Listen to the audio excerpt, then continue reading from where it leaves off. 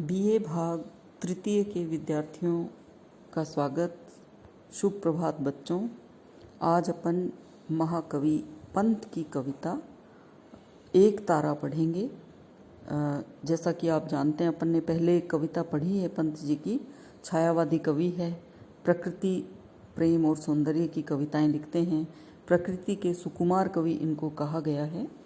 तो आज अपन सुबह सुबह एक तारा कविता पढ़ रहे हैं। देखिए, अभी सुबह की वेला है और संध्या का खूबसूरत चित्रण अपन इस सुबह में पढ़ रहे हैं। तो आप कल्पना कर सकते हैं, अगर आप संध्या के समय ही पढ़ रहे होते तो शायद इतनी कल्पना आपकी अच्छी नहीं हो पाती। तो चलिए व्याख्या करते हैं अपन एक तारा। बहुत खूबसूरत कविता है। नीरव संध्या में प्रशांत डूबा है सारा ग्राम प्रांत, पत्रों के आनत अधरों पर सो गया निखिल वन का मरमर, जो वीणा के तारों में स्वर, खग कूजन भी हो रहा लीन, निर्जन गोपथ अब धूलिहीन, धूसर भुजंग सा जिह्व क्षीण। तो बच्चों देखिए, इसमें संध्या का वर्णन है। शाम को जैसे सूर्यास्त होता है, उसके साथ साथ किस प्रकार के का वातावरण बनता है और उसको कितना मानवीकरण रूप में, कलात्मक रूप में कवि ने प्रस्तुत किया है। संध्या तो आप भी देखते हैं, हम सब देखते हैं, लेकिन क्या ऐसी खूबसूरत कल्पनाएं आपके मन में आ सकती है? तो देखिए, इस कविता को पढ़ करके आपको लगेगा कि छायावादी कवि किस तरह से प्रकृति का प्रेम में प्रकृति के प्रेम का चित्रण करते हैं। नीरव संध्या में प्रशांत, प्रशांत यानी बिल्कुल शांत, और नीरव यानी शोरहीन, एक ही बात है। डूबा है सारा ग्राम प्रांत, ग्राम्य प्रकृति का वर्णन करते हुए कवि कहते हैं कि संध्या हो गई है, सारा शोर शराबा बंद हो गया है और सारा ग्रामीण अंचल जो है इस शांति की वेला में सोया हुआ सा, डूबा हुआ सा लग रहा है। बिल्कुल शांति है। पत्रों के आनत अधरों पर सो गया निखिल वन का मरमर। अब सुबह सुबह तो आप देखते हैं पत्ते फूल सब खिले हुए होते हैं, सूर्य की तेज आभा किरणें पड़ती है तो वो उसकी तरफ उठे हुए होते हैं, लेकिन सांझ होते होते ढलकने लगता है, जैसे जैसे सूर्यास्त होने लगता है पत्ते जो है वो झुक जाते हैं। तो आनत यानी झुके हुए, जो पेड़ के पत्ते हैं उनके झुके हुए होठों पर मानो सारे संसार का जो शोर शराबा है, मरमर यानी गुंजन है, वो सो गई है। अब देखिए आप, कितना खूबसूरत वर्णन कवि ने किया है, कैसा बिंब बांधा है। पत्ते जो हैं सुबह सुबह हवा में लहराते हैं और उनसे एक मरमराहट की ध्वनि निकलती है, आवाज़ निकलती है, और ये सारा शोर जैसे पत्ते झुक गए हैं संध्या होते होते, और उनके होठों पर मानो सारा शोर जो है थम गया है। जो वीणा के तारों में स्वर, जैसे वीणा के तार हैं उनमें स्वर समाये हैं। अगर उनको अपन हाथ से आघात करते हैं, स्वरों पर अगर एक दस्तक देते हैं, आघात करते हैं तो स्वर निकलने लगते हैं। तो कवि क्या कहते हैं कि वीणा के तारों में जैसे संगीत समाया रहता है, सोया रहता है, वैसे ही ये सारी प्रकृति जो है वो शांत हो गई है। पत्तों के अधरों में जैसे ये शोर शराबा बंद हो गया है। खग कूजन भी हो रहा लीन, निर्जन गोपथ अब धूलिहीन, धूसर भुजंग सा जिह्व क्षीण। कवि सुमित्रा नंदन पंत आगे वर्णन करते हैं कि पक्षियों का जो कलरव है वो भी अब जो है तल्लीन सा हो गया है। जैसे एक साथ चहक करके सब अपने अपने घरों को लौट रहे होते हैं, तो वो उस उतावली में होते हैं तो वो चहक नहीं रहे होते हैं। हम देखते हैं कि सुबह बहुत तेजी से चहकते हैं, शाम होते होते शोर जो है जैसे गुल होता हुआ सा महसूस होता है। शोर तो होता है लेकिन वो एक जैसे कहीं खो रहा होता है। निर्जन गोपथ अब धूलहीन, गोपथ क्या होता है? गायें जिन रास्तों से आती है, गाँव में आपने देखा होगा धूल उड़ती है संध्या के समय। जब बहुत सारे पशुधन आते हैं तो वो रास्ते जो है उनमें धूल का गहरा गुब्बार होता है। धीरे धीरे करके वो गुब्बार जो है एक झीने पर्दे की तरह से हो जाता है और वो बैठने लगती है मिट्टी। तो वो जो निर्जन, अब वहाँ कोई नहीं आ जा रहा है, पशु जो हैं वो अपने अपने घरों की ओर चल दिए हैं, तो पूरा रास्ता जो है धूल कणों से रहित होने लगा। धूसर भुजंग सा जिह्व क्षीण, और जो धूसर सा मैला मटमैला, धूसर यानी मटमैला सा रंग जो है वो ऐसे लग रहा है गलियारे का, जो गली है, पथ है, वो रास्ता जो है वो मानो सर्प की पतली जिह्वा हो, उसकी तरह से बिल्कुल धूसर सा मटमैला सा लग रहा है। तो यहाँ पर कवि ने कितने खूबसूरत प्रकृति का चित्रण किया है, कितने प्रकृति का मानवीकरण किया है, और ये जो धूसर भुजंग सा जिव्य क्षीण उपमा का कितना सुंदर है ना चित्रण किया है। और उत्प्रेक्षा अलंकार भी हमें दिखाई देता है, अनुप्रास अलंकार भी है, कितनी खूबसूरत चित्रण किया है। तो आइए अगला पद देखते हैं। झिंगुर के स्वर का प्रखर तीर केवल प्रशांति को रहा चीर, संध्या प्रशांति को कर गंभीर, इस महाशांति का उर उदार, चिर आकांक्षा की तीक्ष्ण धार, जो वेद रही हो आर पार, अब हुआ सांध्य स्वर्णाभलीन, सब वर्ण वस्तु से विश्वहीन। अब कवि आगे वर्णन करते हुए क्या कहते हैं संध्या का। झिंगुर स्वर का प्रखर तीर केवल प्रशांति को रहा चीर। अब जो शाम को मनुष्य पशुओं से विहीन जो गोपथ हो गया है और पूरा वातावरण बिल्कुल ऐसे हो गया कि लोग अपने अपने घरों को चले गए हैं, तो ये जो शांति है, प्रशांति यानी चुप्पी, ये जो शांति है इसको केवल झिंगुरों का तेज स्वर, झिंगुर के स्वर का प्रखर तीर, जो झिंगुरों का तीखा आवाज है वो तीर की तरह से उसको, उस शांति को चीर रहा है।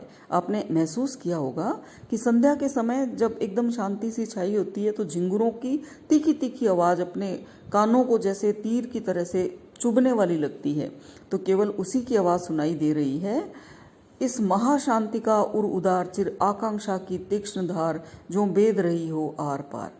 कवि पंत वर्णन करते हैं कि ये महाशांति है, इसका पेट जैसे बहुत बड़ा है, इसका उदार पेट है, बहुत बड़ा है।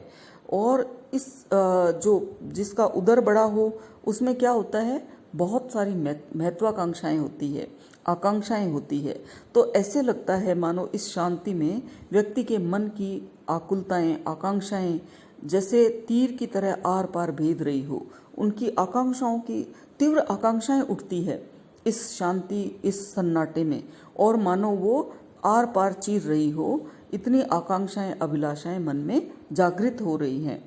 अब हुआ सांध्य स्वर्णाभलीन, सब वर्ण वर्ण वस्तु से विश्वहीन। स्वर्णाभ यानी स्वर्णिम आभा वाला सूर्य। अब जो है संध्या हो गई है और स्वर्णिम आभा लुटाने वाला सूर्य जो है अब लीन हो गया है। अब सब वर्ण वस्तु से विश्वहीन। जब सुबह होता है तो हम क्या देखते हैं, अंधेरे से जैसे जैसे उजाला होता है, आपने पो फटने का समय अगर कभी देखा होगा तो आप क्या देखते हैं, कालीमा सी छाई होती है। धीरे धीरे धीरे धीरे करके सूर्य देव आते हैं तो जैसे आपको घर दिखेंगे, पहाड़ दिखेंगे, पेड़ दिखेंगे, या आप जिस भी वातावरण में दिख रहे हैं तो वो चीज़ें आकार लेने लगती है। तो कवि कहते हैं जो सारा विश्व सुबह सुबह आकार लेता है, संध्या होते होते काली चादर सी बिछने लगती है। सारी चीज़ें जो है, सारा विश्व वस्तुओं से, चीज़ों से, रंगों से विहीन होने लगता है। रात की कालीमा में पेड़ हरे तो नहीं दिखते, फूल लाल पीले हरे नीले तो नहीं दिखते हैं, तो सारे चीज़ वर्ण और रंगों से हीन हो जाते हैं। जैसे एक रंग, सांवला रंग जो है प्रकृति पे छा जाता है। अगली और अंतिम पद अपन करते हैं। गंगा के चल जल में निर्मल कुमला किरणों का रक्तोत्पल है, मूंद चुका अपने मृदुदल लहरों पर स्वर्ण रेख सुंदर, पड़ गई नील जो अधरों पर अरुणाई प्रखर रस प्रखर अरुणाई प्रखर शिशिर से डर, तरु शिखरों से वह स्वर्ण विहग उड़ गया खोल निज पंख सुबग, किस गुहा नीड़ में रे किस्मग। बहुत ही खूबसूरत वर्णन करते हुए कवि पंत यहाँ कहते हैं प्रकृति का, संध्या का वर्णन करते हुए, गंगा के चल जल में निर्मल कुमला किरणों का रक्तोत्पल। रक्तोत्पल यानी लाल रंग का कमल, लालिमा युक्त कमल। अब आप देखिए समुद्र में या नदियों में कमल खिले हुए होते हैं, लाल कमल भी होते हैं, नीले भी होते हैं, सफ़ेद भी होते हैं, कई रंगों के होते हैं। तो कवि कहते हैं कि रात के समय जो है ये सूर्य है, उसका प्रतिबिंब जो कि गंगा के चंचल जल में पड़ रहा है। चल जल यानी चंचल जल में, स्वच्छ निर्मल गंगा नदी के जल में जो सूर्य का बिंब है वो लाल दिखाई देता है। ऐसे लगता है कि रक्तिम कमल खिला हुआ हो, लाल कमल खिला हुआ हो, और है मूंद चुका अपने मृदुदल, और अपने कोमल कोमल पत्तों को मूंद चुका है। कमल क्या होते हैं, रात को बिल्कुल अपने दलों को बंद कर लेते हैं, बहुत सारे भ्रमर और कीट पतंगे भी उन कमल दलों में साथ में ही बंद हो जाते हैं, कमल कोश बंद हो जाता है। तो कवि कहते हैं कि ये जो सूर्य का बिंब जो नदी, गंगा नदी के हृदय पर पड़ रहा है, ऐसे लग रहा है मानो मानो इसने अपनी आंखों को मूंद लिया है। लाल कमल सो गया हो, लहरों पर स्वर्ण रेख सुंदर, पड़ गई नील जो अधरों पर, अरुणाई प्रखर शिशिर से डर। यहाँ थोड़ा सा मिस प्रिंटिंग हो गया है, प्रखर र लग गया है, रे हटा लेना। लहरों पर स्वर्ण रेख सुंदर, लहरों के ऊपर जो सुनहरी आभा पड़ रही थी सुबह, दिन भर क्या था, लहरें उठती हैं तो उनकी जो रेखाएं बनती हैं उन पर सूर्य की किरणें ऐसे लगती है सोने की रेखाएं पड़ी हुई हो। और अब संध्या होते होते अंधेरा छा गया है, तो ऐसे लग रहा है कि वो जो सुनहरी रेखाएं थी वो ऐसे लग रहा है लहरों के होठों पर नील पड़ गई हो, जो अधरों पर अरुणाई प्रखर शिशिर से डर। शिशिर यानी ठंडक, शिशिर ठंडी रातों से, ठंड के मौसम में जो है वो जो लालिमा थी, पहले क्या होता है सुनहरी रेखा दिखती है सुबह सुबह, सांझ होते होते रेखाएं लाल हो जाती है, वो लहरों के किनारे ऐसे लगते हैं मानो कि लाल होठ हों। और अब जो है वो ठंडक के कारण और जैसे जैसे कालीमा बढ़ती है तो लगता है कि जो लहरों के होठ हैं वो शिशिर से डर करके, ठंड से डर करके नीले पड़ गए हों। कितना खूबसूरत वर्णन किया है कवि ने, क्या बिंब बांधा है। तरु शिखरों से वह स्वर्ण विहग उड़ गया, खोल निज पंख सुबक। वृक्ष के शाखाओं पर जिस प्रकार से वृक्ष की जो शाखाएं हैं उनके ऊपर सुनहरा जो पक्षी, सूर्य रूपी सुनहरा पक्षी बैठा हुआ था पंखों को खोल करके, अब अपने पंखों को खोल करके वो उड़ गया है। सुंदर, सुबह यानी सुंदर, सुंदर पंख डाले। जैसे आप देखते हैं ना, सूर्य सुबह सुबह नीचे होता है धरती पर, फिर उसकी किरणें जो है ऊंची उठती उठती पेड़ों के शिखरों पर और कभी पहाड़ों तक चली जाती है, नीचे से सूर्य ऊपर उठने लगता है। तो वृक्ष के शिखरों पर जो सुंदर पक्षी ऐसे लग रहा था, सुनहरा पक्षी बैठा हुआ है, उसने अपने पंख खोले और अब उड़ गया, सुंदर पंखों को खोल करके उड़ गया।